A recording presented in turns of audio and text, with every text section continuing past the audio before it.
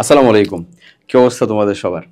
আজকে আমরা আমাদের নবম দশম শ্রেণীর বিশেষ করে আহ, প্রতিবেদন লিখন নিয়ে ইন ডিটেলস কথাবার্তা বলবো। আমাদের ক্লাস 8 এর পর থেকে 9-10-এ আসলে বাংলা সেকেন্ড পেপারে মেইনলি দেখা যায় যে প্রতিবেদন নামে একটা অংশ লিখতে বলা হয়। সো এই প্রতিবেদন অংশটা চিঠি বা দরখাস্ত বা ইমেল যাই লিখে থাকো না কেন তার থেকে একটু হলেও আলাদা। এবং এই জিনিসটা আসলে তুমি যখন পরবর্তীতে আরো বড় হবা, ভার্সিটির দিকে যাবা বা জার্নালিজমের সাথে যদি যুক্ত হতে চাও তাহলে তোমার জন্য অনেক বেশি কাজে দিবে। দ্যাটস ওয়াই ওই চিন্তা ধরেই বোধহয় এখানে এটা যুক্ত করা। সো যাই হোক, বাংলা সেকেন্ড পেপারে একটা সিগনিফিকেন্ট মার্ক কন্টেন্ট করা এই প্রতিবেদনটা বিভিন্ন ধরনের হতে পারে, বিভিন্ন প্রকারের হতে পারে, সেটাকে কিরকম ভাবে লেখা যেতে পারে এবং যে গদবাধা নিয়ম সেটাই কি লিখতে হবে, না হলে কি মার্ক পাওয়া যাবে না, বা কতটুকু লিখলে কতটুকু মার্ক পাওয়া যাবে, ইন ডিটেলস কথাবার্তা থাকবে আজকের এই ভিডিওটা বানানোর আগে আমি খুব ভালো মতন এগুলো সবকিছু ঘেটে টেটে দেখেছি। তো আশা করি যেহেতু সকল ইনফরমেশন আমি পেয়েছি সবগুলো একত্রিত করে তোমাকে দেওয়া হচ্ছে, ইনশাল্লাহ তোমার উপকার হবে। কাইন্ডলি একটু দেখতে থাকো।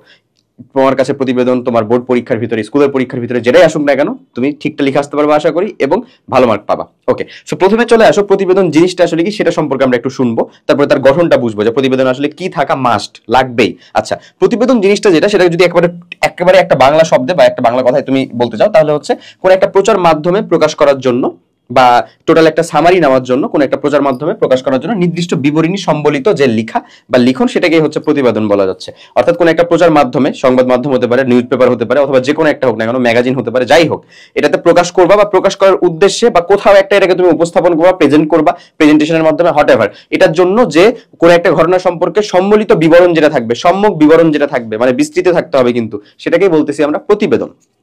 ওকে, সো এই প্রতিবেদনের তিনটা বেসিক বৈশিষ্ট্য থাকাই লাগবে, তিনটা বেসিক বৈশিষ্ট্য একেবারে। এই তিনটা, প্রথমটা কি, ঘটনা সম্পর্কে সম্যক জ্ঞান। মানে যে প্রতিবেদক, মানে ধরো তুমি যদি প্রতিবেদক হও, যেমন যদি তোমাকে বাংলা সেকেন্ড পেপারে লিখতে বলে তাহলে কিন্তু তুমি প্রতিবেদক। হ্যাঁ, সো প্রতিবেদককে আসলে ঘটনা সম্পর্কে সম্যক জ্ঞান থাকা লাগে, এটা মাস্ট। ঠিক আছে, ওকে। এরপরে আসা হচ্ছে পক্ষপাতহীনতা। প্রতিবেদক প্রতিবেদনের মধ্যে কখনো বলবে না আমার মনে হয় এটা করা উচিত, এটা এটা বলে মনে হচ্ছে, বা এটা ঠিক হইতে পারে, এটা উচিত হয়নি তার, এরকম কোন প্রকার কথাবার্তা বলতে পারে না প্রতিবেদক। প্রতিবেদক বলতে পারে এলাকাবাসীর মতামত হচ্ছে এটা, আমাদের ভারপ্রাপ্ত চেয়ারম্যান মন্তব্য করেছেন এটা, অমুক দলের অমুক পদের মানুষ বলেছেন হচ্ছে এটা, সকলের দাবি হচ্ছে এটা, সবসময় এরকম ভাবে উনি কথা উপস্থাপন করবেন। কখনো হতে পারে না যে আমাদের দৃষ্টিকোণ থেকে মনে হয়, আমার মনে হচ্ছে এরকম করাটা উচিত, এরকম করাটা উচিত হয়নি, এরকম কোনো কথা লেখা যাবে না প্রতিবেদনের ভিতরে।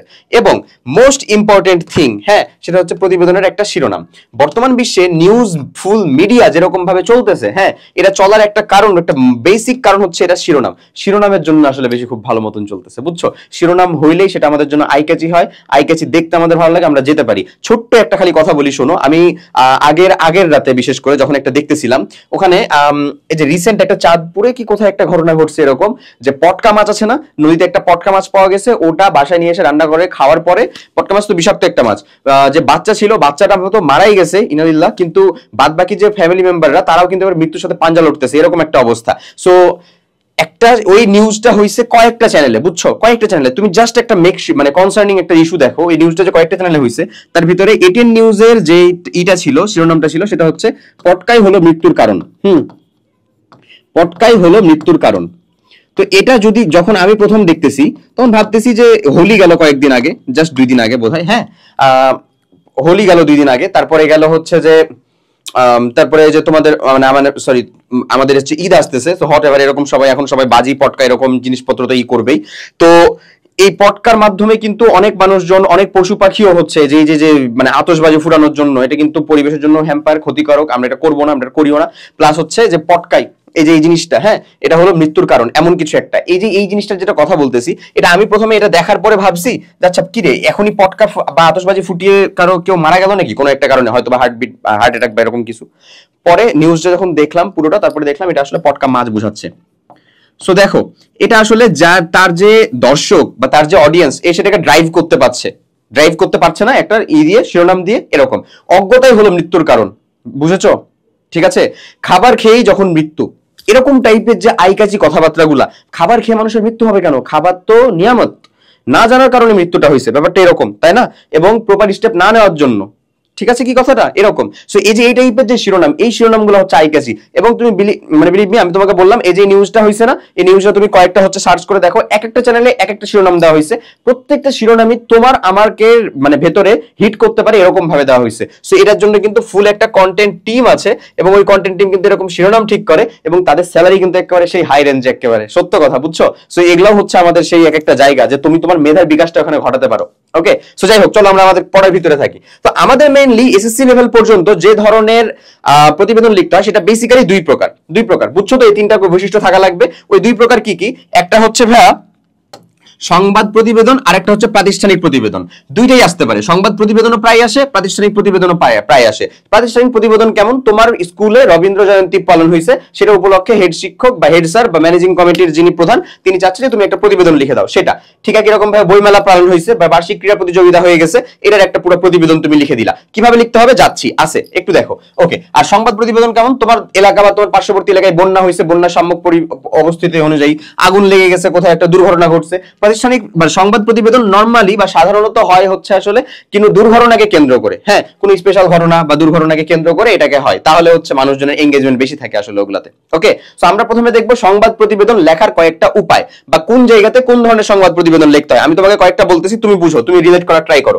ওকে, প্রথমে চলে আসো যে খুবই ফর্মাল বলতে এমন কি জানো, মানে বিষয়টা হচ্ছে তুমি কোনো নিউজ, মানে তুমি কোনো আর্টিস্ট কিচ্ছু না, তুমি কোনো জার্নালিস্ট কিচ্ছু না, তুমি সাংবাদিক না। ওকে, তুমি সাংবাদিক না, অথচ তোমার মনে হয় যে এরকম একটা ঘটনা, সেটা দুর্ঘটনা হোক, সেটা বিষয়ে সুষ্ঠু তদন্ত হোক, সেটা বিষয়ে তুমি বিচার চাও, সেটা বিষয়ে তোমার ন্যায্য দাবি হোক, এইরকম কোন একটা ঘটনা তুমি চাচ্ছ যে কোনো একটা মিডিয়াতে, নিউজ পেপারে বা কোনো একটা টিভি চ্যানেলে প্রকাশ করা হোক। তুমি কিন্তু জার্নালিস্ট না, ভালো করে বুঝো, তুমি জার্নালিস্ট না। এরকম যদি কোনো ঘটনা হয় সেটাকে বলা হয় খুবই ফর্মাল, ঠিক আছে? ওই ফর্মাল ঘটনাটা যদি পাঠাইতে হয় ওই প্রতিষ্ঠান বরাবর, ধরো আমি যমুনা টিভিতে বা সময় টিভিতে বা আমাদের প্রথম আলো নিউজ পেপারে বা অন্য কোনো একটা নিউজ পেপারে কোনো একটা প্রকাশ, বাংলাদেশ প্রতিদিন নিউজ পেপারের ভিতরে আমি একটা কিছু প্রকাশ করতে যাচ্ছি, কোন একটা লিখা। হ্যাঁ, বর্তমানে কিন্তু এটা একেবারে হয় না, একেবারে তাকে হয় না, বর্তমানে এগুলা কিন্তু কোনো নিয়ম নাই, এটা হচ্ছে ফর্মাল নিয়ম, কিচ্ছু হবে না ভাই। মিডিয়া ব্যবসা, কি পরিমাণে যে ব্যবসা, তুমি টাকা না দিলে তোমার কোনো নাই। যমুনা নিউজে একটা মানে প্রতিবেদন 30 সেকেন্ড আর 15 সেকেন্ডের জন্য 65,000 টাকা লাগে, এগুলা বুঝতে হবে, ঠিক আছে? সো তোমাকে এমনি কিন্তু এটা দেখাবে না, কখনোই দেখাবে না, ঠিক আছে? এবং তারা যদি জানতে পারে যে এরকম কোন একটা নিউজ আসতেছে, তাহলে তারা যে সেটাকে নিউজ করবে, যেন নিউজের সতীর্থটা তাদের কাছে থাকে বা মানে ক্রেডিটটা তাদের কাছে থাকে, ব্যাপারটা এরকম।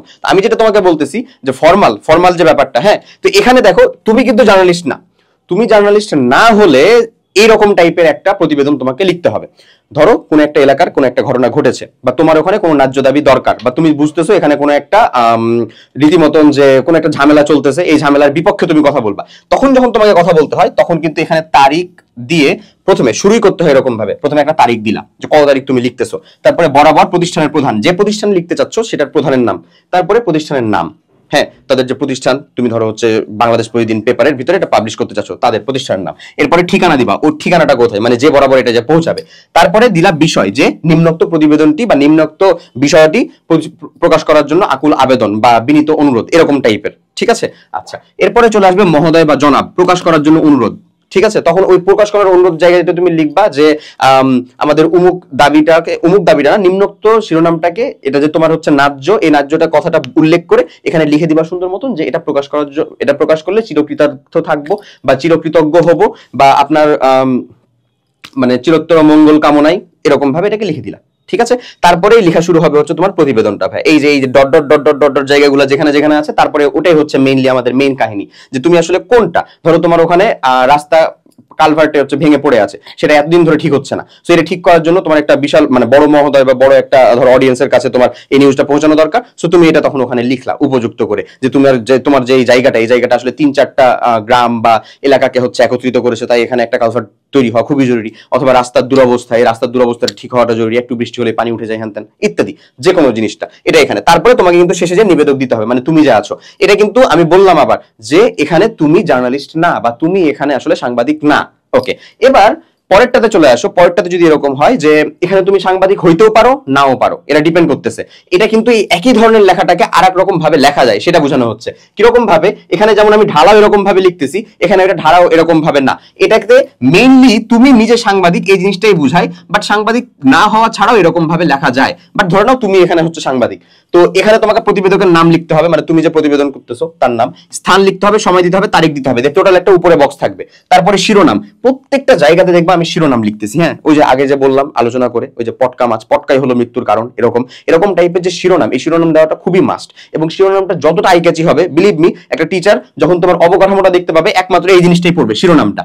শিরোনামটা তুমি যদি বরাবর কিছু লিখে দাও একেবারে, যে পটকা মাছ খেয়ে মরে গেল মানুষ, এরকম টাইপের কিছু যদি লিখে দাও, বা আদার্স অন্য কিছু যদি লিখো, মানে একেবারে খুবই অ্যাজ ইউজুয়াল লিখে দিলা, তখন এটাতে কিন্তু তোমার মার্কেট জায়গাটা যেটা আছে সেটা কিছুটা হলেও একেবারে মডারেট হয়ে যাবে বা এভারেজ হয়ে যাবে। টিচার বুঝবে বিষয়টা, অবশ্যই বুঝবেন, ঠিক আছে? আচ্ছা, তো শিরোনাম লেখার পরে তুমি হয়ে যে কথাবার্তাগুলো লিখলা, যে কি হয়েছে না হয়েছে হ্যান ত্যান যাবতীয় সবকিছু লেখার পরে, তারপরে এখানে তোমাকে খাম দিতে হবে, প্রেরক এবং প্রাপক। এই প্রাপকের জায়গাতে ওই প্রতিষ্ঠান এবং তাদের ঠিকানা, প্রেরকের জায়গাতে তোমার সবকিছু, আর উপরে এই ইনফরমেশন গুলা মাস্ট।